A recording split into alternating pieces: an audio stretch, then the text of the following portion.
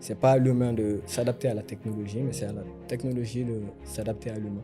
Être jeune malien, vouloir entreprendre, surtout dans le domaine digital, c'est pas facile. Ça fait des couches et des surcouches, on peut le dire. Oui. Généralement, je sais pas, c'est comme si nous, les Maliens, on n'avait pas droit à la réussite, à la technologie. Je me demande d'où ça vient. Mais vouloir tout faire tout de suite aussi C'est pas possible. peut être un blocage pour l'entreprise. On va parler d'émotion. Parce qu'un entrepreneur, c'est aussi un être humain. Je dirais qu'au niveau émotionnel, on le gère. On est des êtres humains, comme tout le monde. De l'idée à la concrétisation, il n'y a pas mille chemins, il n'y a que l'action. On sait qu'être un jeune entrepreneur au Mali, tous les jours, c'est des défis. Chaque jour, son modèle. Alors, comment vous faites pour gérer vos collaborateurs, les personnes avec qui vous travaillez, pour qu'il y ait une atmosphère qui est inclusive, qui est surtout productive? Parce que le secteur du numérique, il n'y a pas de temps pour la veille. Drivé par le why, le pourquoi. Pourquoi je me lève, pourquoi je le fais, pourquoi tu me rejoins. Pourquoi je reste aussi? Exactement. Ne pas avoir peur de responsabiliser les gens, leur donner une responsabilité. Quand les gens se sentent responsables, ils s'autorisent à innover, à essayer, à vouloir répondre à l'attente. Oui. Responsabiliser ses collaborateurs. Mettre en place une entreprise, c'est bien. Avoir une équipe, c'est bien. Mais gérer, c'est autre chose.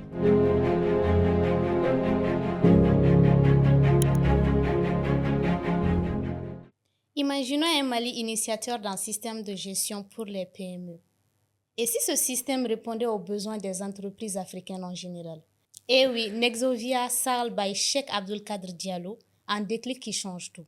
Aujourd'hui, nous allons explorer cette facette du monde digital qui façonne le milieu de l'entreprise et des entrepreneurs pour ceux qui souhaitent vraiment rester sur le long terme, sur le marché de l'employabilité, des finances et surtout gagner des millions. Bonjour.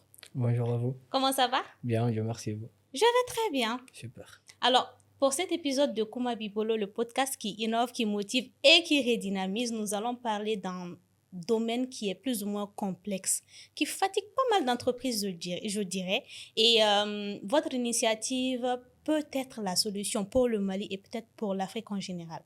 Alors, on va parler du déclic. D'où vient l'idée de Nexovia Sarl et qu'est-ce que Nexovia Sarl fait concrètement? Déjà, merci pour l'introduction et la question. Savoir, avant Nexovia déjà, moi, en tant qu'entrepreneur, donc j'ai évolué dans plusieurs secteurs avant de me lancer directement dans le digital. Donc, j'ai été agent immobilier, agent de terrain. Donc, tout ce qui est relation client avec un contact direct avec les cibles. Et j'ai aussi évolué dans le monde du finance, donc en tant que consultant professionnel du financement du commerce international. Donc, à travers ces expériences et une passion folle pour tout ce qui est le digital, tout ce qui est les réseaux. Donc, j'ai pris l'initiative et décidé d'entamer une démarche vers une privatisation et une solution vraiment concrète pensée pour le Mali et pour l'Afrique déjà. Donc, à travers Nexovia Sarl, c'est ce que nous essayons d'incarner. Parce que moi, je pense que c'est pas à l'humain de s'adapter à la technologie, mais c'est à la technologie de s'adapter à l'humain. Donc, à travers cette démarche, nous avons entamé la création de Nexovia Sarl qui va couvrir plusieurs services en partant du diagnostic des entreprises et jusqu'à l'implémentation des solutions digitales, donc l'automatisation, la création d'agents IA sur mesure aussi, et aussi des services de gestion DRP, centrés copilote, et aussi tout ce qui est accompagnement et formation d'entrepreneurs. Voilà un peu le tour. Vous faites beaucoup de choses. Ouais. Et dans vos produits, il y a un produit phare que vous venez de citer en dernier. Mais bien avant de parler de ce produit phare qui est le centre même de la révolution à l'état pur, surtout une adoption africaine qui pourrait vraiment changer la donne, c'est quels sont les obstacles auxquels vous avez dû faire face vraiment pour en être là aujourd'hui? Comment vous avez fait pour surmonter ces obstacles-là? Déjà, plusieurs choses. On peut déjà, en tant que Malien depuis le Mali, on peut dire qu'il est parfois difficile d'avoir accès à certaines technologies ou à certains outils.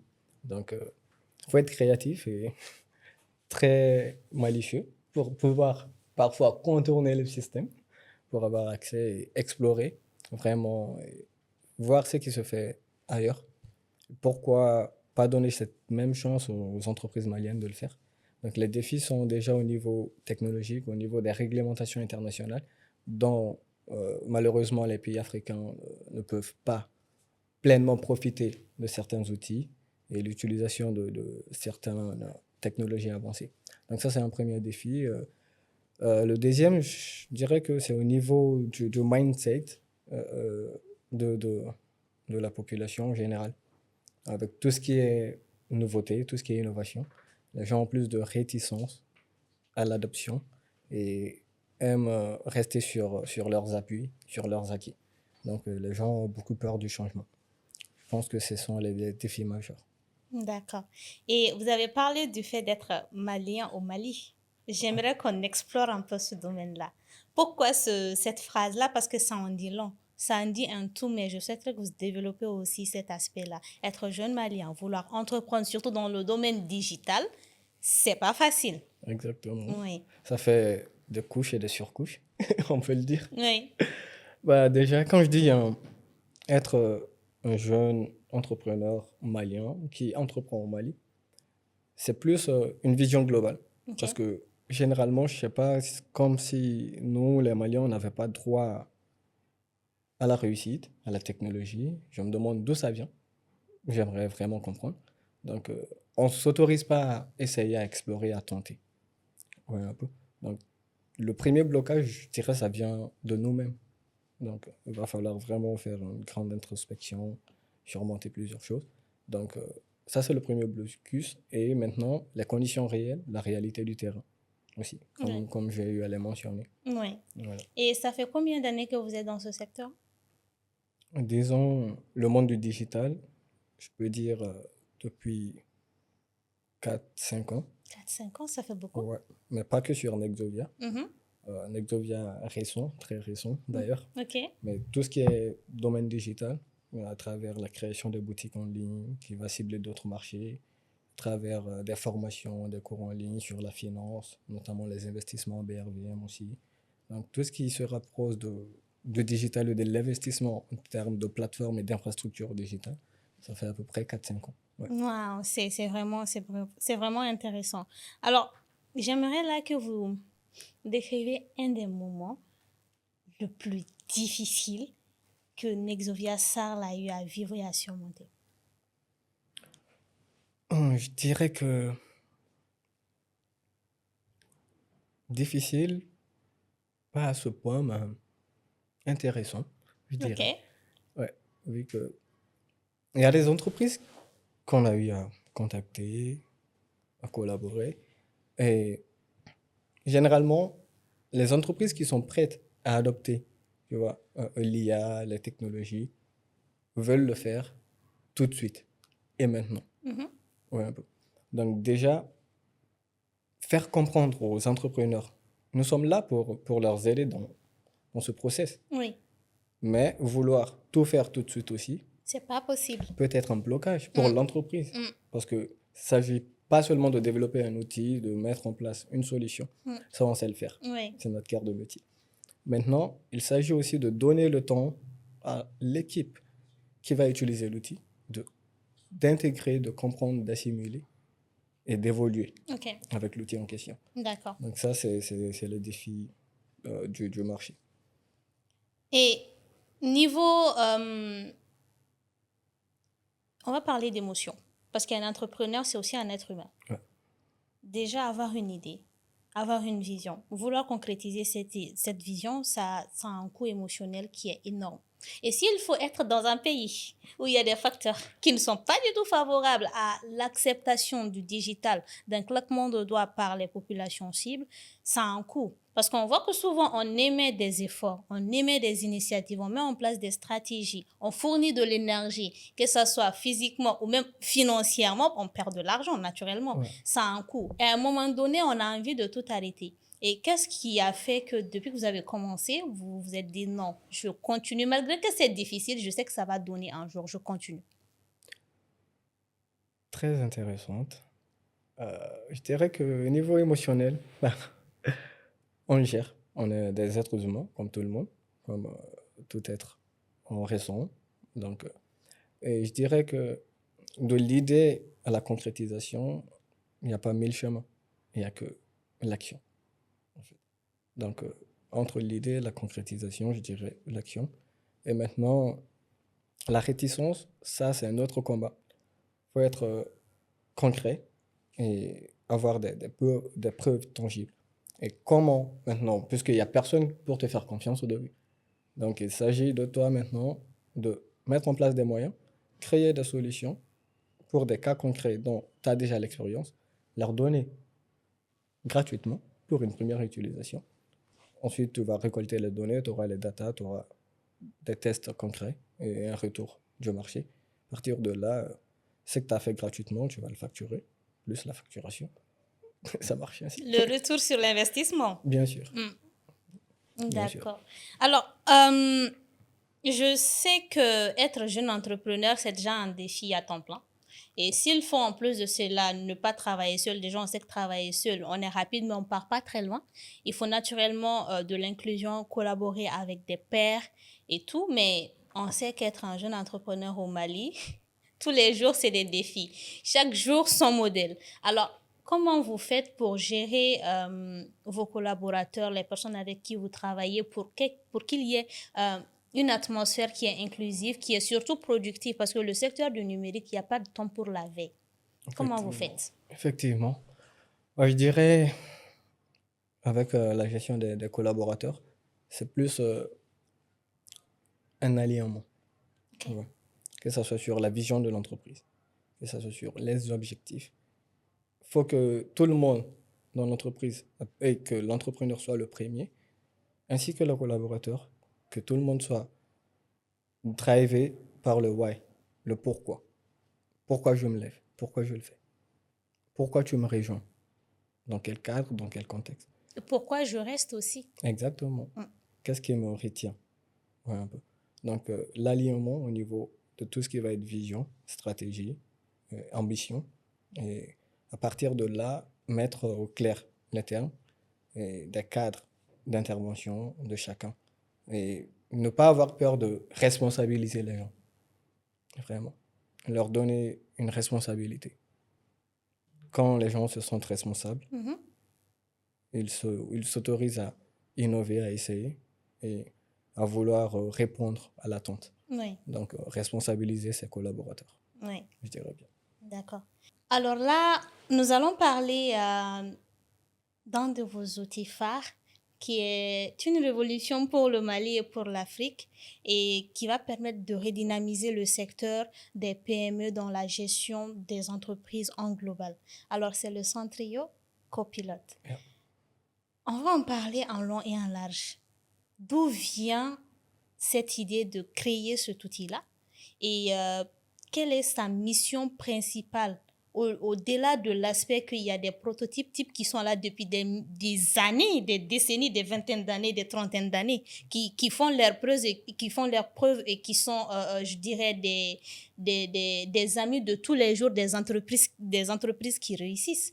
Alors, d'où vient vraiment l'idée de Centrio Copilote et quelle est sa mission principale? Bah, l'idée déjà, c'est que moi, j'aime partir de faits concrets, OK. de réalités concrètes. Donc, en tant qu'entrepreneur aussi, euh, mettre en place une entreprise, c'est bien. Avoir une équipe, c'est bien. Mais gérer, c'est autre chose. Oui, un peu. Donc, la plupart de nos PME africaines et ouest-africaines fonctionnent de manière traditionnelle. Oui, un peu. Ils vont utiliser un cahier pour la caisse, un fichier Excel pour le stock, et aussi des carnets pour la paye. Ouais, un peu. Et au moment, ça coûte vraiment du temps et de l'énergie. Et même, ça bloque l'entreprise et l'entrepreneur dans tout ce qui va être une vision globale de l'entreprise et au moment des prises de décision. Parce que tout est éparpillé. Donc, une vision très artisanale. Donc, en tant qu'entrepreneur, moi, je cherchais une solution déjà. Comme vous l'avez mentionné, j'ai cherché sur le marché national, international. Bien sûr, il y a des outils. Il y a des outils, mais je me dis, comme au tout début, j'ai dit, moi, je pense que c'est la technologie qui doit s'adapter aux humains. Donc, à partir de là, la technologie doit être utilisée de manière que ça soit concrète aux réalités du marché en question. Mhm. Donc, bien sûr, il y a d'autres outils qui peuvent être utilisés, mais ça ne répond pas à notre réalité. C'est un autre système. On peut l'adapter, on peut essayer de faire avec. On va toujours faire avec, jusqu'à ce que ça lâche. Et je sais pas pour te couper, mais ces outils qui existent depuis plus de 20 ans et tout, ils améliorent les versions. Et les entreprises à grande échelle les utilisent. Bien sûr. Et quand vous dites que ça ne répond pas à nos réalités, ça fait abstrait parce que nos entreprises les utilisent quand même et ils s'en sortent avec. Exemple d'outil? Odoo? Bien sûr. Je le savais. Ben, t'aimes la mécanique? Je dirais, ok. Tu vois, Odoo, moi, je la vois comme une Ferrari. OK. Tu vois, exceptionnelle, une mécanique parfaite. Tu vois, et aussi vraiment une capacité d'adaptabilité presque quasi illimitée, en vrai. Mhm. Mais qui nécessite un mécanicien spécialisé, donc un intégrateur, qui va nécessiter une route en parfaite harmonie, en parfait état, tu vois. Mhm. Donc, qui a le serveur dédié, ouais, un peu. Et aussi un budget conséquent et un temps long de formation, un peu. Et sans trio copilote, on va toujours rester dans la métaphore, on va se positionner comme une Toyota ULX, OK. robuste, fiable, prêt à utiliser immédiatement, prêt à rouler sur toutes les routes, et même les plus difficiles, et aussi adapté aux réalités du terrain avec des intégrations de paiement natives comme Orange Money. OK. Donc, chaque brique que tu vas ajouter sur les outils internationaux qui sont de base pas pensés pour nous, Et qui sont pas pour nous. exactement, vont nécessiter vraiment des dépenses qui vont être massives pour l'entreprise. Ouais. Donc, Centrio est là pour résoudre ce problème déjà. Donc, vraiment une solution pensée pour nous, faite pour nous, et aussi accessible par tous. Voilà. OK, on va parler peut-être niveau chiffres pour classifier un peu, pour qu'on soit sur la même longueur d'onde et aussi pour les personnes qui regardent le podcast comme Abibolo. OK, l'exemple typique qu'on a pris de la Ferrari et de votre Toyota ULX, c'est que là maintenant, sur une échelle de 1 à 5, si une PME malienne devait utiliser la Ferrari, ça veut dire qu'elle dépensera plus en matière non seulement pour former ses agents de 1 pour qu'ils puissent utiliser le service, et je sais qu'il y a des fonctionnalités qui sont payantes. Bien sûr. Et donc, dans Centrio Copilote, ça fonctionne autrement. Le autrement, vous pouvez donner plus de détails par rapport à cela? Bien sûr, déjà, avec Centrio Copilote, vous n'aurez pas besoin de tout ce qui va être un intégrateur. OK. Accessible en ligne, activable en 5 minutes. Tu crées un compte comme si tu télécharges WhatsApp, tu fais une création de compte simple. Voilà.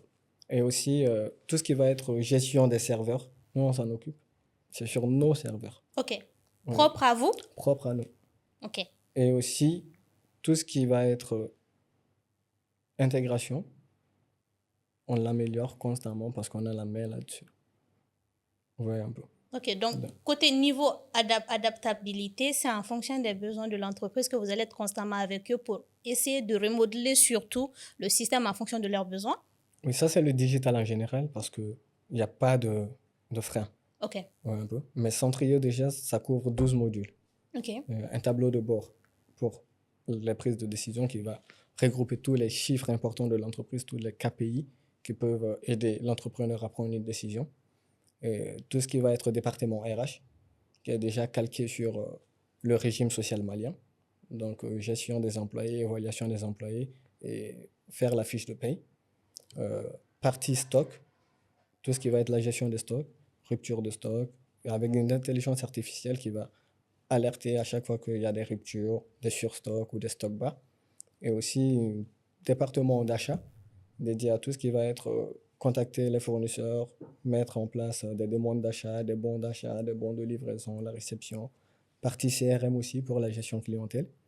Donc tout ce qui va être suivre des projets de la prise de contact à la signature finale, donc voir l'évolution du pipeline commercial et aussi la partie facturation, déjà qui va prendre en compte le client, la facture du pro forma à la facture finale, avec une configuration par SMTP du mail de l'entreprise. Donc, depuis Centrio, vous envoyez directement le mail au client sans utiliser un autre outil. Et maintenant, nous avons inclus un département marketing qui va prendre en charge un calendrier pour enregistrer tous les événements, une médiathèque pour les vidéos, les photos de l'entreprise, et aussi qui est assisté par une intelligence artificielle pour tout ce qui va être rédaction de contenu, rédaction de mails, de blogs et d'articles. Déjà, avec un seul prompt, vous choisissez la tonalité, les différentes fonctionnalités, et vous avez quelque chose de parfait. Et maintenant, la partie finance qui est intégrée, dépenses récurrentes, revenus récurrents, ouais, un peu. Aussi, tout ce qui va être trésorerie, les comptes bancaires, compte caisse de l'entreprise, compte mobile money. Vraiment suivre toutes les dépenses de l'entreprise, générer le bilan de l'exercice en cours directement. Donc ça couvre tous ces modules avec des possibilités d'ajouter à votre équipe, vos collaborateurs. Par exemple, pour les outils comme Odoo, c'est à peu près 16 000 francs par utilisateur. Donc, Centrio, c'est un chiffre fixe à 25 000 par entreprise. Vous ajoutez tous vos collaborateurs là-dessus, Même s'ils sont 100? même s'ils sont 100. Tiens, c'est Exactement. intéressant ça. Et chaque collaborateur peut être limité qu'à son département. Ok, Ouais, un peu. d'accord. C'est vraiment intéressant. Et là, la question que j'ai besoin de vous poser, c'est que dans votre domaine d'activité en tant qu'entrepreneur, surtout dans le domaine digital, quelle est la tendance que vous observez surtout? La tendance, c'est que les gens peuvent vite se perdre dans le domaine du digital. Comment ça? Surtout dans le domaine de tout ce qui va être IA. Ok. Oui, un peu. Parce que la technologie, ça dort pas, comme on l'a dit. Et chaque jour, il y a de nouveaux outils, il y a de nouvelles fonctionnalités. Donc, beaucoup de personnes pensent que, OK, il y a un nouveau outil, donc forcément, je dois aller le tester. Non. Moi, je prends le problème d'un autre angle. Maintenant, dans toutes les catégories d'IA, par exemple, si on prend productivité, si nous prenons, OK, croissance, si nous prenons rédaction, dans tous les secteurs, quel est le meilleur outil? Tu te concentres sur ça, tu te focalises sur ça. Et eux aussi, ils sont en constante évolution. Ok. Ouais, un peu. Donc, l'objectivité, c'est la base. Exactement. Ok. Savoir déjà de quoi j'ai besoin Mhm. et quel est le meilleur outil pour parvenir à cela, à ces résultats. D'accord. Alors, on va parler de ma rubrique préférée, l'argent. J'adore parler d'argent. J'aime beaucoup l'argent. Je le répète tout le temps à chaque podcast. Alors, je sais que pour ce type d'initiative et entreprendre dans le domaine digital, ça coûte déjà extrêmement cher, surtout quand on essaye et qu'on arrive à mettre ces types d'outils en place qui répondent déjà aux réalités et qui sont propres à nous, qui ne sont pas liés à quelques structures ou à quelques autres outils internationaux ou d'autres mécanismes. La première question, c'est quelle est la plus forte somme que vous avez eu à perdre dans la création de cet outil et jusqu'à maintenant? Je dirais, vu que nous avons déjà nos équipes techniques à l'intérieur de notre structure, mais forcément, c'est une tranche de 2 à 5 millions pour la première essai. Ok. Oui, un peu. Parce qu'on essaye, on utilise pour nous, on le déploie chez quelques entreprises qui vont constamment l'utiliser et sur chaque retour, on améliore. Ok. Constamment jusqu'à aboutir à un produit fini. Donc ça demande du temps, donc de l'argent. Ouais, un peu. Donc c'est une dépense globale entre 2 et 5 millions, ça c'est juste pour tout ce qui va être technologie utilisée, tout ce qui va être implémentation du système, essai, mais aussi tout ce qui est charge de l'entreprise en parallèle. Oui. Parce que plus le produit prend du temps, plus ça coûte cher. Alors qu'il y a des dépenses à assurer chaque mois et chaque année aussi. Oui. Ouais. Donc je dirais c'est un peu ça. Et dans le domaine digital en général, on peut compter à une dizaine de millions, je dirais. Parce que moi, j'aimais tout ce qui est digital depuis le début, comme je Oui. l'ai mentionné, disons, les boutiques en ligne, ouais, un peu, via Shopify, Mhm, déjà. mhm. Donc là aussi, il fallait contourner le système. Donc, utiliser plusieurs outils, plusieurs abonnements pour pouvoir t'autoriser à vendre dans les Mhm. pays européens, Oui. déjà. Donc, c'est vraiment plusieurs systèmes et plusieurs coûts, et notamment en publicité Facebook. Tu mets un minimum, parce que déjà, il faut savoir que dans tout ce qui est vente en ligne digitale, ce qu'on nous cache réellement, c'est le coût caché de la publicité, Comment ça? sur Facebook notamment, Mhm. avec les campagnes publicitaires. Déjà, tu ne sais pas quel va être le produit phare qui va marcher. Tu es obligé de tester le marché. Donc, à chaque test, disons que tu prends 5 produits que tu vas tester. Et chaque produit, néanmoins, tu te donnes un temps de un mois minimum pour le tester. Et chaque semaine, tu balances à peu près minimum aussi 100 à 200 dollars de pub budgétaire OK. pour un vrai test Mhm. réel. Mhm. Voilà. Donc, sur 5 produits, Ça fait beaucoup ça fait d'argent. beaucoup. Mm. Et en même temps, tu payes en dollars alors que toi, tu cherches en français. C'est C'est dérisoire. exactement, exactement. C'est très Alors, compliqué. on a parlé de l'argent qu'on perd et concernant l'argent qu'on gagne, est-ce que c'est rentable? Ouais, le domaine digital, c'est rentable. Mais Très ça ou juste dépend, un peu? très rentable, OK. et ça dépend de d'où on le prend, Mhm. déjà. Moi, je pense qu'un entrepreneur, la première des choses, c'est de chercher d'abord à optimiser tes coûts internes, d'abord, à vraiment les maîtriser, les connaître par cœur, et essayer de bien la maîtriser. Voilà. Ensuite, maintenant, quel type de service tu vas proposer? Moi, je ne conseille pas du one shot. Non, il faut toujours de la récurrence. Donc, la récurrence demande aussi une persévérance, une constance, garder une ligne directive et accompagner le client de A à Z. Il n'y a pas de fin de contrat. Il y a changement de statut, il y a changement de process, mais on continue ensemble. Mm. Ouais, un peu. Oui. Donc, sur cet aspect, il y a beaucoup de cash à se faire. Et aussi, la technologie, c'est pas quelque chose que on va prendre, par exemple, un client A, on fait ça pour lui, on va le prendre, on va le mettre sur le client B. Non, on s'adapte au Mhm. client. Oui. D'où nous, on commence toujours par un diagnostic. Quand on est malade, on ne va pas chez un mécano.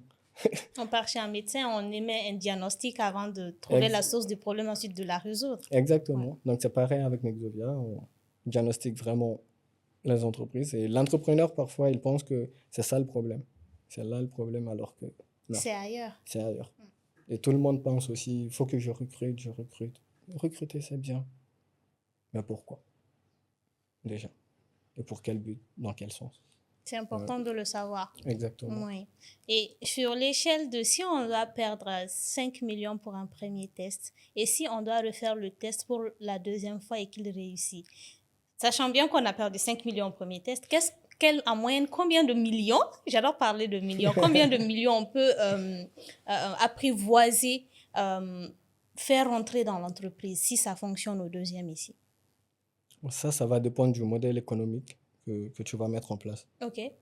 via l'outil, déjà. Comme on l'avait mentionné, préfixe. Donc, déjà, quand tu atteins 100 utilisateurs de la plateforme, mensuellement, qui vont payer mensuellement ou annuellement, déjà, ça te fait en moyenne 27 millions 500 OK. l'année, OK. avec 100 utilisateurs 100 utilisateurs seulement? seulement. OK. Voilà. 100 utilisateurs payants de l'application. OK. Donc, plus tu pars chercher plus. Plus la caisse sera élargie. Exactement. Donc, il n'y a pas de limite. La seule limite, c'est les serveurs. Donc, aussi les entretenir, les booster au max pour que tout le monde puisse en profiter. D'accord. Alors, c'était très intéressant de parler de ma rubrique préférée, mais là, je souhaiterais qu'on parle de success story s'il y en a eu pour Nexovia Sal et plus précisément pour Centrio Copilote ou les autres outils ou autres prestations que Nexovia Sal propose aux clients. Je dirais pas directement de success story, mais de satisfaction vraiment à un très haut niveau, je dirais. Mhm. Déjà, voir que l'Afrique peut, se doit de créer ses propres solutions, déjà. On le voit, on dit, ouais, c'est intéressant. On ne l'a pas, mais on ne le tente pas. Pourquoi? C'est accessible. Donc déjà, nous voir réaliser et finaliser ce produit, c'est une grande satisfaction pour nous. Et on continue là-dessus. On continue sur cette même ligne. Et aussi de pouvoir vraiment accompagner les entreprises, en fait. Ouais. Si tu vois un entrepreneur et que grâce à toi, à tes solutions que tu lui apportes, il a une décharge mentale, c'est la plus belle des Des réactions, satisfactions. exactement, et des Oui. sensations qu'on peut avoir. Waouh. Et là, la question que j'ai envie de vous poser, c'est qui est la personne ou qui sont les personnes qui vous inspirent? Je dirais déjà, moi, je suis un grand lecteur. Ok. Donc, j'aime tous les auteurs, déjà. Mais le plus pertinent pour moi, c'est pas sur les auteurs qui ont écrit sur l'entrepreneuriat, je dirais plus sur la psychologie humaine, Ok. ouais, un peu. Donc, je pense par exemple à l'auteur du best-seller Maîtriser votre subconscient et l'art du subconscient, tout ce qui touche autour de ça. Docteur Joseph Murphy. Joseph Murphy. Ouais. Waouh. Donc là, tout ce qui va toucher vraiment à l'humain, Tommy Robbins par exemple, à tout ce qui est cheminement, et aussi un YouTuber français qui est très bon aussi, un mentaliste. Ok. Voilà. Donc c'est le genre de personnes qui m'intriguent. Les gens qui cherchent à comprendre l'humain, vraiment, comment on fonctionne en tant qu'être humain, par quel process, par quel chemin de pensée nous essayons de résoudre les problèmes. Et au niveau africain ou malien concrètement, qui vous inspire ou vous motive? Toujours dans le domaine de la littérature, on me donne pas tes pas. J'aime lire. Un scientifique qui adore la littérature. Bien sûr. De base, je suis pas scientifique. Ah bon? Ouais, j'ai fait des études en commerce international, donc j'ai côtoyé le monde de l'immobilier, tout. C'est par passion et par formation que je me suis retrouvé dans l'informatique, dans tout ce qui est le digital, dans Donc la ça veut science. dire que vous avez fait une reconversion professionnelle, je dirais. Exactement, Waouh. exactement. Et on a toujours le temps pour le faire. Et comment ça, pourquoi ce déclic? Pourquoi se dire, OK, j'ai fait des études en commerce international, mais non, je sais que là, c'est ma passion pour le digital qui m'intéresse et je décide de faire un virage à 360 degrés. Parce que ça a aussi des coûts énormes. Bien sûr. Mais c'est à travers le commerce international aussi que j'ai découvert le digital. Mm. Donc ça se rejoint. Tu l'as Donc, bien. c'est juste d'une idée de base qui a provoqué cette réaction-là de la passion pour le digital et ensuite vous avez décidé de vous diriger vers cela. C'est ça? Oui, on a aussi une prise de conscience on a besoin de solutions qui sont faites pour nous. Et on a besoin d'accéder au même niveau qu'une PME ou une entreprise française. Nous aussi, on a le droit Oui. d'en profiter, même si ce n'est pas leurs outils, mais la nôtre, à notre échelle, et de faire plus, de maximiser ce qu'on sait déjà faire, Oui. en quelque sorte. D'accord. Et si vous devez donner un conseil à quelqu'un qui souhaiterait, par exemple, se lancer dans le domaine dans lequel vous êtes, quels seraient les conseils pour lui? Et ensuite, une mise en garde, je dirais, la chose que vous allez dire à quelqu'un qui souhaite se mettre dans ce domaine-là de ne jamais faire. Et s'il l'a fait, de ne jamais refaire. Ça serait quoi? Ce serait déjà de se poser et de se demander clairement ce qu'on veut apporter. Quelle sera notre touche? Parce qu'il ne manque pas d'acteur digital. Donc, qu'est-ce qui va me différencier des autres? Pourquoi je vais le faire? Comme je le dis, le why. Bon, c'est très important. Et ensuite, maintenant, de ne pas trop passer de temps sur cette réflexion aussi, mais de tenter, d'être dans l'action. Ça a toujours un résultat plus direct que ah, attends, si je fais ça, je fais ça. Tu vois, c'est lent, c'est fatigant. Fais-le. Tu auras la réponse. Que tu gagnes ou que tu perdes, au moins tu l'auras fait. Et tu apprends. C'est ça. Exactement. D'accord. C'était très intéressant de vous avoir aujourd'hui sur le plateau. Merci déjà pour cet épisode. On arrive au terme du podcast et on espère vous revoir très très prochainement pour encore mieux explorer cet outil-là et voir son évolution à travers le Mali et qui sait en Afrique et peut-être aussi dans le reste des continents, qui sait. Bien sûr, on va dominer le marché Ah dans oui, ça très c'est peu. sûr. Merci déjà, merci à vous aussi. Merci pour la clarté et surtout l'objectivité de vos arguments. Le podcast Kumabibolo vous remercie et on vous dit à très très bientôt. Un virage à 360 degrés, une reconversion professionnelle qui finit par aboutir à une passion pour l'entrepreneuriat et pour le secteur du digital. Et oui, aujourd'hui nous avons reçu Monsieur Cheikh Abdul Kader Diallo, promoteur de Nexovia Sal, une entreprise africaine qui facilite la vie aux PME à travers une proposition d'outils adaptés à nos réalités et surtout avec un coût très abordable. Le podcast qui motive, qui redynamise, qui encourage et qui dynamise, Kumabi Bolo a reçu en son sein aujourd'hui un acteur du digital florissant qui continue de faire ses preuves. Nous vous disons à très bientôt pour un autre épisode et avec encore bien sûr un acteur de l'entrepreneuriat qui fait ses preuves ou qui a déjà fait ses millions. À très bientôt.